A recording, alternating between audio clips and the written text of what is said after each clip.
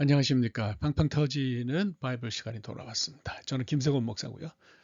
오늘은 전기예언서 75번째 시간이 되겠습니다. 그래서 열왕기상 이제 11장을 다루도록 하겠어요. 지난 시간에 그 복잡했어요. 그 무게단위 돈단위 다루느라고. 근데 11장으로 이제 오늘 넘어왔습니다. 11장으로 넘어와서요. 11장에서부터 이제 그 솔로몬이 좀 말리는 안 좋았잖아요. 음, 저는 이걸 이제 어떻게 표현했냐면 망가졌다. 솔로몬이 망가졌다고 이렇게 표현을 했는데 하여튼 마지막에 좋지는 않았어요. 저는 그것이 이제 하나님 주시는 지혜로 나라를 다스린다고 생각했을 때는 나라가 잘 됐는데 말년에는 이게 좀 망가졌죠. 그 나라가 분열되는 어떤 그 트리거링이라 그러죠. 우리가 방아쇠를 당겼다고까지 이제 볼 수 있는데 가장 큰 거는 제가 볼 때는 이제 교만이라는 생각이 듭니다. 하나님 없이도 뭐든지 할 수 있다. 이게 교만의 컨셉이에요. 하나님 이런 자세가 싫어하시는 건 너무 당연하죠. 교만이나 염소는 사실 우리 피조물들이 어떤 자세를 취해야 하느냐, 어떤 피조물의 양태라고 그렇게 설명할 수 있을 것 같아요. 그 얘기는 뭐냐면 겸손한 거는 하나님 없이는 아무것도 못한다 이런 뜻일 테고 교만이라고 하는 것은 하나님 없어도 나는 뭐든지 한다 이런 얘기 아니겠어요. 그래서 이걸 우리가 좀 잘 생각을 해봐야 될 것 같습니다. 그래서 이제 문제는 이 사람이 솔로몬이 이제 문제가 뭐였냐면 제가 생각할 땐 그래요. 다른 모든 문제들보다도 이 사람이 좀 너무 결혼을 정략적으로 사용하다 보니까 마지막에는 그것이 이제 본인의 어떤 그렇게 살다 보니까 그러면 무리 들잖아요. 그래서 본인의 어떤 성정도 굉장히 좋지 않았다 이렇게 보여지고요. 그것이 이제 신앙적으로 또 이제 그가 결혼한 수많은 여자들이 이방신을 다 가져왔어요. 그래서 신앙적으로 타락해서 이제 그렇다. 이렇게 생각하면 될 것 같습니다. 솔로몬은 이제 성경을 보면은 애구방의 딸, 그러니까 바로의 딸, 모압, 암몬, 에돔, 시돈, 헷. 그러니까 이제 여기를 빼놓으면 나머지는 다 가나안 여자들이죠. 가나안 여자들. 근데 이제 하나님이 가나안 사람들하고 통혼하지 말라고 그랬잖아요. 결혼하지 말라고 그랬잖아요. 이유가 뭐겠어요? 가나안 사람들이 문제가 있어서 그러겠어요? 이제 그런 것이 아니고 말하자면 그 가나안 사람들은 언약의 대상이 아니다 이렇게 이제 생각할 수가 있죠. 그래서 그 아브라함이 자기 며느리를 구하면서 이삭의 아내감을 구하면서 자기 족속에게까지 저 위에까지 보낸 것은 이거를 어떤 사람들은 종교 어쩌고 저쩌고 그런 얘기를 하는데 그건 좀 두 번째예요. 왜냐하면 그 바단 아람 사람들은 하나님 알았어요. 그 사람들도 하나님 몰랐죠. 그러니까 쉽게 얘기하면 가나안은 하나님의 언약의 대상이 아닌 거죠. 가나안 사람들은. 예. 이스라엘 사람들만이 이제 그 언약의 대상이에요. 그래서 이거를 나중에 이제 이걸 글쎄 제가 또 창세기를 또 한 번 다룰 기회가 있을지 모르겠는데 그때 가면 설명을 할 수 있을지 모르겠어요. 근데 하여튼 오늘 이거는 분명히 해둡시다. 그래서 이거는 하나님 말씀을 명령을 아주 지키지 않은 거라고 볼 수가 있어요. 그래서 말씀드린 것처럼 처음에는 이제 정략적으로 이렇게 했을 수도 있는데 이게 이제 나중에는 이제 성격의 변화, 성품의 변화, 성정의 변화, 인격적인 변화를 가져왔다 이렇게 볼 수가 있는 거죠. 그래서 만화도 좀 너무 많았다는 생각이 듭니다. 일단 만화도 이게 좀 상상을 하기가 좀 힘들어요. 후궁이 700명, 첩이 300명 이걸 참 이거 1000명인데 후궁은 나심 사롯. 이게 이제 나심이라는 말은 요 나심이라고 하는 말은 여자를 뜻해요. 여성을 뜻하는 표현이고요. 사로트는 사라의 복수형이죠. 여성형 복수형이에요. 그래서 이거는 사르는 공주나 왕자나 이런 사람들 가리키는 거니까 좀 지체가 있고 더 괜찮다 이렇게 생각할 수도 있고 첩은 그야말로 필레게시라고 하는 요 단어 필레게시라고 하는 단어는 그냥 영어로 컨큐바인이라고 이렇게 번역이 됐어요. 그래서 요거는 그냥 그런 거 상관없이 그냥 아내로 사실은 아내인 거죠. 아내로 맞아들였다고 이제 볼 수가 있는데 이거는 굉장히 좀 잘못이다 이런 생각이 들어요. 아가서 6장 8절 10절 아가서를 솔로몬이 썼냐 하는 거는 이제 또 다른 얘기지만 하여튼 거기 보면 왕비가 60명이고 후궁이 80명이고 자녀는 수도 없이 많았다. 이런 표현도 있거든요. 그러니까 이런 걸 이제 우리가 좀 잘 생각을 해야 되지 않을까 싶어요. 그래서 요 오른쪽에 있는 그림은 이제 화가들이 그린 솔로몬이 말년에 여자들에게 이제 둘러싸여 있는 이런 그림이다 이렇게 우리가 생각을 하면 될 것 같은데 이 가운데의 솔로몬이죠. 예, 뭐 좋아 보입니까? 예, 세상에서 가장 어떻게 보면 불쌍한 남자다 이렇게 볼 수가 있어요. 이런 거는 이제 그 아버지 다윗을 닮았다고 볼 수도 있는데 다윗도 문제가 많았어요. 정실 아내가 이제 그 밧세바를 어떻게 보느냐에 따라 달라지는데 하여튼 밧세바를 포함시킨다 그러면 8명이다 이렇게 볼 수가 있어요. 그래서 뭐 미갈 사울왕의 딸이죠. 아히노암 첫째 아들은 암논의 어머니고 아비가일이 있죠. 이 사람은 뭐 둘째 아들 다니엘의 어머니고 나발의 아내였고 마아가는 구술왕 달메의 딸이고 압살롬의 어머니로 알려져 있고 학깃 넷째 아들 아도니아의 어머니입니다. 아비달 다섯째 스바다의 어머니 뭐 또 에글라 여섯째 이드르암의 어머니 이제 바세바가 이제 나오고 솔로몬이 나오는 걸 볼 수가 있는데 뭐 정확하게 솔로몬은 어쨌는지 몰라요. 솔로몬이 후궁을 며칠 뒀는지 뭐 첩을 며칠 뒀는지 그건 알려져 있지 않은데 하여튼 있었던 건 분명한 것 같고요. 사무엘하 16장을 보면 마하나임으로 도망갈 때에 압살롬 반역되죠. 후궁 10명을 남겨둔 기사가 나오잖아요. 그거 보니까 이제 뭐 다 나오는데 뭐 뒤따라한 사람은 어떤지 모르겠어요. 이거 잘 됐다는 거 아닙니다. 예, 그래서 솔로몬에 이르러서는 이것이 더 심해졌어요. 근데 이제 차이점은 있습니다. 어떤 차이점이 있냐면 다윗은 신앙적으로 영향을 받지 않았는데 솔로몬은 뭐 어떻게 된지 모르지만 종교적으로 흔들렸어요. 그러니까 하나님이 굉장히 싫어하셨겠다. 이거 아주 이거는 나빴다 이렇게 우리가 생각을 해볼 수가 있는 거죠. 하여간 다윗이든 솔로몬이든 이것이 굉장히 큰 약점이고 또 다윗의 약점이기도 한데 문제는 다윗은 하나님 신앙이 흐트러지지는 않았는데 솔로몬은 흐트러졌어요. 그래서 이런 것들이 이제 문제가 된다고 볼 수가 있죠. 그래서 이제 여기 우상이 몇 개 나와 있어서 오늘은 여러분들에게 이 우상에 대해서 제가 좀 설명을 하고 그렇게 하려고 생각합니다. 이제 아스타로신이 뭐 이렇게 나오는데 이 우상에 대해서 이거는 이제 여러 가지 모습이에요. 요것도 그렇고 요것도 그렇고 뭐 요것도 그렇고 다 이거는 이제 어떤 부조라고 볼 수가 있죠. 다 이제 아스타로스 뭐 그만큼 아스타롯이 많이 출토되는 거라는 것이 결국은 가나안에 이 아스타롯 숭배가 아주 굉장했다는 것을 보여주는 그런 증거가 아니냐 이렇게 생각하는데 고대 메소포타미아 사람들은 그 신이 눈에 보이지 않는다고 생각했어요.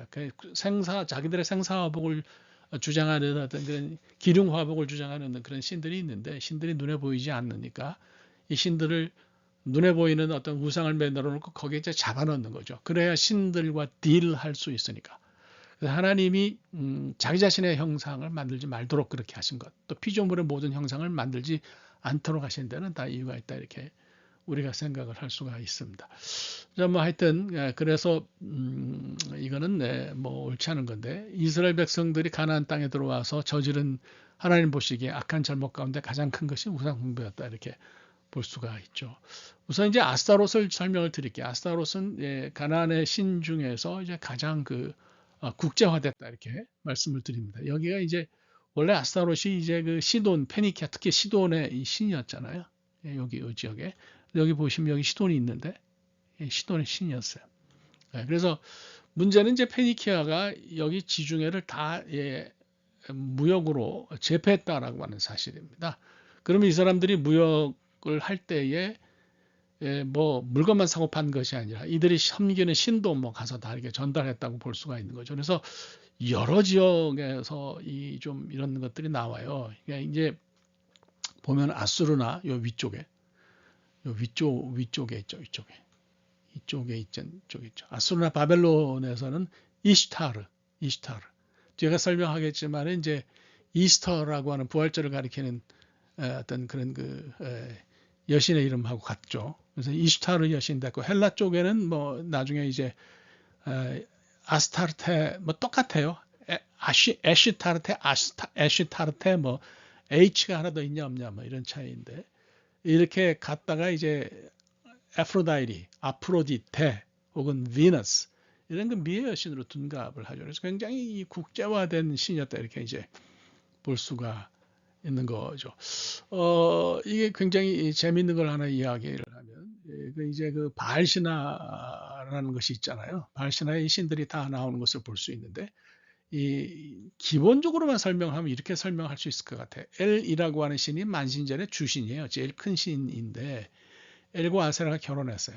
그래가지고 바알도 낳고 그다음에 아낫도 낳고 예, 아스타롯도 낳은 걸로 이렇게 볼 수가 있어요. 그러니까 이렇게 본다 그러면 이제 여러분들 아시다시피 아낫과 아스타롯은 자매간이다 이렇게 볼 수 있고 뭐 바알은 뭐 형제지간이다 이렇게 볼 수가 있겠네요.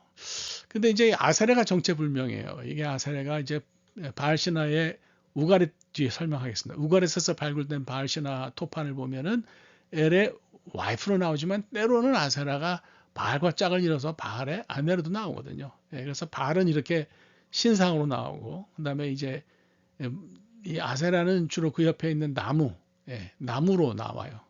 그런 걸 우리가 이제 여기서 볼 수가 있는 거죠. 어쨌거나 바알 신화에서 뭐 엘과 아세라가 결혼해서 낳은 자녀 중에 이제 바알 아스타롯이 있고 아낫이 있는데 바알이 지하세계에 갇히니까 이제 거기 이제 아낫이 쳐들어가 가지고 막 그 죽음의 신 모트라 그러죠. 무타 혹은 모트 그렇게 얘기하는데 히브리 말로도 모트 그러면 죽다라는 뜻이죠. 그래서 바알을 구하는 걸 볼 수 있어요. 그래서 이제 이렇게 보면 성격적으로는 이 둘이 자매지만 성격적으로는 사실 두 개가 같다. 둘이 같다 이렇게 이제 우리가 이렇게 봐도 큰 문제는 없다라고 생각합니다. 하여간 이 아스타롯은 여기 나오는 아스타롯이 이제 오늘 성경에서 나오는 가장 주된 그 신 이름 아니에요? 이 아스타롯이. 근데 이 아스타롯은 시돈과 두라 페니키아 쪽에서 굉장히 많이 섬긴 그런 신이라고 이제 볼 수가 있죠. 하여간 뭐 지금도 팔레스틴 지역에서는 이 아스타롯 여신과 관련된 진흙상들이 굉장히 많이 출토된다. 여기 다 뭐 제가 이렇게 쭉 다 이렇게 이 그림을 여러분들에게 보여드렸어요. 전부가 다 그렇다 이렇게 보시면 되겠습니다. 자, 뭐 아세라 아낫 관련성은 제가 다 여러분들에게 설명을 드렸기 때문에 뭐 더 설명을 드릴 필요는 없을 것 같고요. 가장 이제 좀 정리를 하면 바알 신화와 정리를 하면 그 기본적으로 아스타롯이나 아세라나 아낫은 바알과 관계 있는 아내 역할을 하거나 이제 특별히 아세라는 어머니로도 나타나지만 하여튼 바알과 깊은 관계가 있다고 볼 수 있고요. 아스타롯은 옛날에는 아세라나 아스타롯이나 뭐 같은 게 아니냐 이렇게 이것을 같은 여신으로 이렇게 해석한 사람들이 많았어요. 같은 여신으로 해석한 사람들이 많았어요. 이 둘을 연결한. 그런데 이제 지금은 뭐 그렇게 생각하지 않죠. 성격은 같아요. 성격은 비슷한데 지역에 따라서 다르게 이렇게 섬겼다 이렇게 여러분들이 생각하시면 될 것 같습니다. 뭐 하여튼 이렇게 여러분들이 이걸 정리를 하시면 되지 않겠나 싶은 생각이 드네요. 자, 이게 우가리 토판 문서를 이제 제가 이제 여러분들에게 말씀을 드리도록 하겠습니다. 이게 이제 우가리 토판 문서라는 게 우가릿이라고 하는 그 지역에서 발굴된 그 토판 문서예요. 쐐기 문자. 여러분 보시다시피 설형 큐네이폼이라 그러죠. 이게 이제 연대는 1400년에서 1200년이니까 이게 바알 종교가 페니키아에서 왕성했던 시기를 이제 생각하시면 될 것 같습니다. 그래서 뭐 이게 어떻게 발굴됐는지 뭐 이런 얘기는 제가 여기서 자세하게 드릴 필요가 없는 것 같아요. 하여튼 우가리 토판 문서에서 바알 신화가 수록된 태블릿이 진흙으로 만든 태블릿이 그러니까 토판 문서 옛날엔 책인데 아주 고대에는 뭐 파피루스나 뭐 양피지 이런 걸 쓸 수가 없으니까 진흙에다 철필로 이렇게 새기고 거기 유약을 발라서 구웠어요. 그래서 이걸 이제 책으로 해가지고 책이라고 여겨서 이제 보관하고 뭐 그렇게 했는데 사실 바알 신화는 어떻게 보면 농사를 짓는 방법이에요. 그래서 그 얘기가 다 농사와 관련이 있어요. 예를 들면 뭐 아낫이 그 지하세계에 쳐들어가 가지고 다 뭐 이렇게 뭡니까 죽인다라고 하는 것이 추수이고 그다음에 이제 다시 바알이 거기 지하세계에서 나오는 것을 이제 그 씨를 뿌리고 다시 생물이 그 파종하는 그러니까 생물이 살아나는 시기이기 때문에 식물을 뿌리고 파종하는 그런 시기로 나타내기 때문에 그렇죠. 그래서 이스라엘 백성들이 가나안 땅에 들어갔을 때 이 바알 종교에 빠진 이유가 두 개가 있어요. 하나는 뭐가 있냐면 하나는 바로 이런 종교적인 이유, 실제적인 농사를 바알 신화가 시키는 대로 하면은 농사가 잘 되더라. 뭐 이런 현실적인 이유가 있었고요. 두 번째로는 이 바알 신화가 가지고 있는 성적인 타락 때문에 그랬다 이렇게 볼 수가 있죠. 하여튼 뭐 자세하게 나중에 말씀드린 것처럼 이제 바알 숭배가 그 이스라엘의 어떤 성적인 타락을 불렀어요. 그래서 이제 왼쪽에 있는 요 사진은 이거는 그 팔미라라고 하는 그 가나안에 있는 그 바알 신전의 모습, 이건 좀 그래도 지어진 지 얼마 안 됐어요. 주후 115년경에 지어진 거라 그러니까 그때까지도 바알 종교가 살아 있었다는 것을 볼 수 있고요. 그다음에 이제 이렇게 신전을 짓기 전까지는 원래 바마, 제가 쓸게요. 바마라고 부르는 야훼 신전에서 야훼 신당이죠. 산당이죠. 산당. 우리말로는 이게 이제 산당이라는 말로 우리가 이해를 하는데, 여기서 이제 바알 종교 제사를 이스라엘 백성들이 드렸다 볼 수 있죠. 그러니까 이제 이걸 우리가 종교적인 싱크레티즘, 혼합주의라고 하는데요.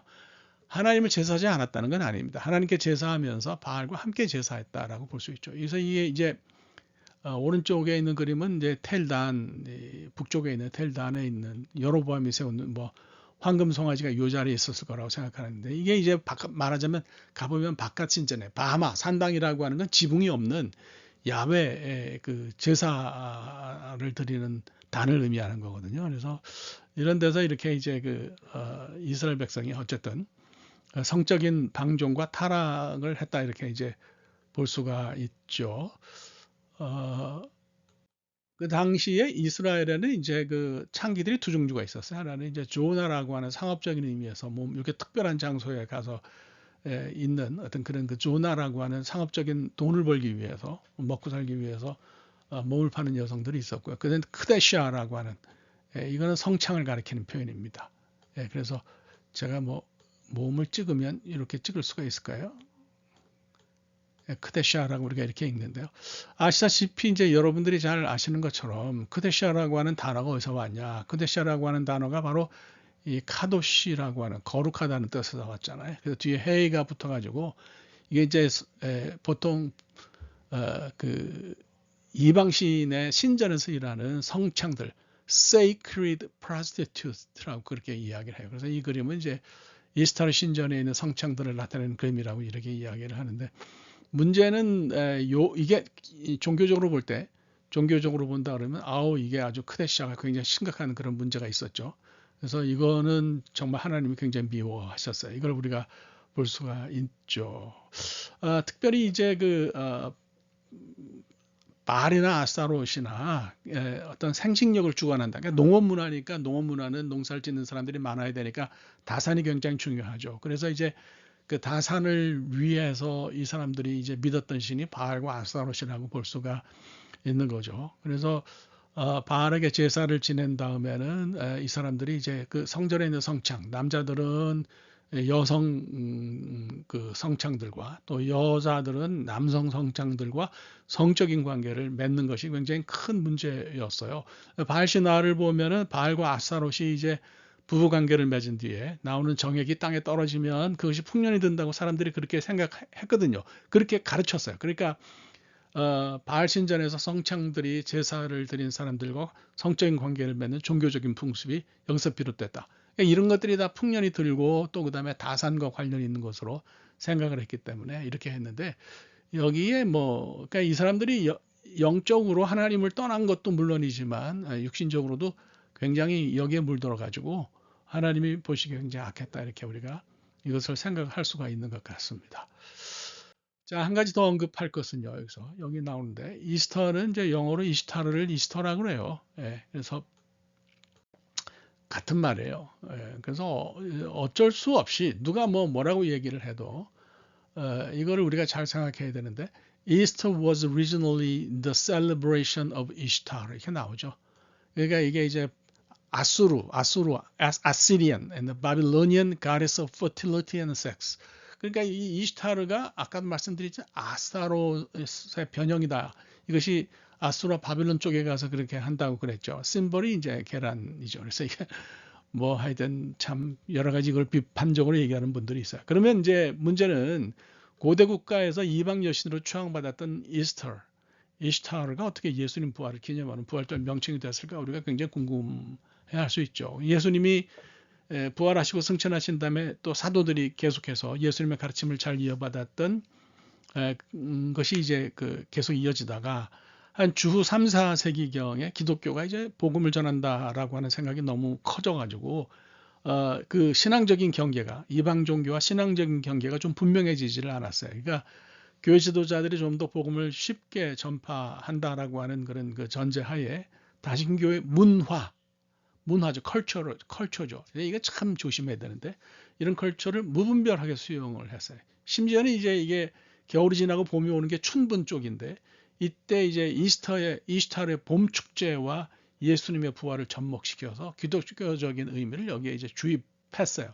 그러니까 이제 부활절이 말씀드린 것처럼 춘분과 계절적인 접촉점이 있었는데요. 자연이 겨울의 죽음에서부터 깨어날 때에 이것을 예수님께서 무덤에서 부활하실 때 기쁨으로 이걸 치환해가지고 이렇게 해서 여기에 그만 이스터라고 하는 이름이 붙었다. 이거는 우리가 좀 잘 알아야 되고요. 오늘날 교회 역사 속에서 그러니까 쉽게 말하면 12월 25일이 원래 그 태양신의 생일인데 이것을 예수님이 뺏은 것처럼 이스터를 예수님의 부활이 뺏었다. 긍정적으로 보면 이렇게 말할 수도 있겠어요. 그러나 어쨌거나 이스터라고 하는 말 자체는 굉장히 이교적이다라고 하는 것을 우리들이 일단은 이해를 해야 될 것 같습니다. 그건 뭐 틀림없는 사실이죠. 자, 그 다음에 이제 몰렉과 그모스를 여러분들에게 말씀을 드리겠습니다. 이제 몰렉과 그모스인데요. 몰렉은 뭐 여러 가지 이름으로 불립니다. 뒤에가 설명하겠지만 둘은 사실은 같은 신이다. 그러나 암몬 쪽에서는 몰렉이라고 이렇게 이제 불렀고요. 모압 쪽에서는 그모스라고 불렀다 이렇게 보시면 되고 이 두 제사는 공통적으로 인신 제사를 드렸어요. 그래서 굉장히 악했습니다. 하나님 보시기에. 그래서 이제 하여튼 이 밀곰 이게 다 이제 히브리어에서 온 거예요. 히브리어에 이제 이게 우리가 쓰면 이렇게 쓰죠. 멜레흐라고 하는 말이 있어요. 이거 왕이란 뜻이에요. 여기에 이제 보험 포인트는 어떻게 뜨냐에 따라서 밀곰도 되고 몰렉도 되고 몰록도 되고 말감도 되고 그래서 이게 뭐 여러 가지로 이렇게 불렸던 걸 볼 수 있는데 그래서 뭐 밀곰, 몰렉, 몰록, 말감 여러 가지. 근데 암몬신의 이게 민신들의 제사, 암몬신들의 민족신이라고 이제 볼 수가 있는데 굉장히 아주 안 좋았죠. 특별히 가장 가증했고 예언자들이 치를 떨었던 것이 인신제사를 드렸어요. 특별히 어린아이들을 제사로 드리는 것이라고 봐야 되는데 이제 말씀드리자면 요 밑에 이제 이게 화구가 있어요. 화구가 사실은 여기 이제 여러분들 화구가 있어가지고 불을 떼면은 불을 떼면 여기 이제 불이 막 일어날 거 아니에요. 그러면 이제 이게 청동으로 노소로 이게 신상을 만들었는데 팔을 쭉 뻗고 있거든요. 이렇게 그러면 여기 위에다 아이를 얹어 놓으면 애가 어떻게 되겠어요? 아이고 뭐 엉망이죠. 엉망이에요. 그래서 이렇게 사람들이 몰렉에게 이렇게 아이를 바쳤던 것은 자식 중에 하나를 선택해서 몰렉에게 바치면 얘는 영원한 하늘나라로 가지만 영원으로 간다. 구원받지만은 다른 아이들은 또 이제 복이 온다 이렇게 생각하기 때문에 이제 그렇게 했는데 보면 초창기에는 이제 뭐 그 문자 그대로 타오르는 불 사이를 아이들이 지나게 성경에 그 나오잖아요. 그렇게 해서 이제 일종의 타오르는 불 사이를 지나게 함으로써 이제 어떤 성별식을 했다 이렇게 볼 수도 있는데 후대에는 정말 아이를 불에 태우는 그런 제사를 볼 수 있어요. 그래서 아하스 왕 때에 벤 흰놈, 기의 흰놈, 그러니까 이 흰놈 골짜기에서 아이를 죽여서 그 뜨겁게 가열된 몰락의 팔에 얹어놓는 그런 유아 제사에 대한 언급이 나타나거든요. 에스겔 16장이라든지 예레미야서 32장이라든지 열왕기하 23장을 보면 이제 그런 걸 알 수 있어요. 그래서 이런 거는 정말 좋지 않다 이렇게 볼 수가 있어요. 그래서 에스겔이 이걸 학살이다 이렇게 얘기를 했고 예레미야가 아이들을 불에 사르는 가증한 짓을 했다고 이렇게 이제 이야기를 한 것을 볼 수가 있죠. 자, 뭐 하여튼 이렇습니다. 이런 신을 섬겼다는 것 자체가 굉장히 비극적인 거죠. 그모스는 말씀드린 것처럼 똑같아요. 똑같아요. 여기 이제 화구가 있고 인신제사를 드렸던 걸로 유명하고 이게 이제 모압의 이제 그 신이다 이렇게 이제 볼 수가 있죠. 그래서 이 그모스의 존재를 볼 수 있는 것이 메사 스톤입니다. 이게 모아바이트 스톤이라고 얘기도 하는데 지금은 이제 루브르 박물관에 파리에 있는데 여기에 이제 그모스 신에게 인신제사를 바쳤던 기록이 나타나는 것을 볼 수 있습니다. 메사는 모압의 왕이었고요. 주전 9세기 중반 사람이었던 걸로 볼 수 있는데 40년 동안 이스라엘에 예속되어 있다가 이 사람이 이제 반란을 일으켜가지고 반란을 일으킨 내용을 이제 기록한 것이 들어있어요. 근데 거기에 이제 바로 말씀드린 것처럼 그모스라고 하는 신에 대해 유아세를 그러니까 유아제사, 인신제사를 바친 그런 기록이 있어요. 그래서 이것이 성경 연구에 대단히 중요한 자료가 된다. 예, 뭐 이렇게 생겼으니까 이것도 한번 알아두시면 좋겠다고 생각합니다. 자, 오늘 좀 길어지네요. 말씀은 연결해서 생각하겠습니다. 우선 우상숭배 당연히 하지 말아야죠. 우상숭배는 하지 말아야죠. 근데 이제 우상숭배라고 하는 것이 뭐냐면 내 마음속에 어떤 욕망, 그죠? 내 마음속에 있는 욕망이 이게 구체적으로 드러난 것이 우상숭배거든요. 그러니까 단순히 뭐 저렇게 끔찍한 고대 중근동의 어떤 그런 그 우상으로 오늘날 그것을 생각할 수는 없고요. 내 마음속에 욕망이 투영된 그 우상이 뭐냐, 이거를 좀 우리가 생각을 하면서 그런 의미에서의 우상 숭배는 하지 말아야 된다, 이렇게 생각을 하면 어떨까 싶습니다. 시간이 많이 가서요. 더 하기도 좀 그렇네요. 오늘 여기까지 하도록 하겠습니다. 대단히 감사합니다.